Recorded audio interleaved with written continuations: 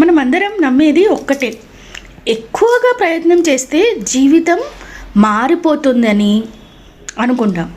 అది నిజమే.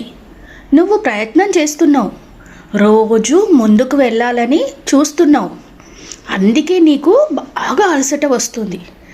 కానీ ఒక చిన్న నిజం ఉంది ఇందులో. ప్రయత్నం ఒక్కటే సరిపోదు.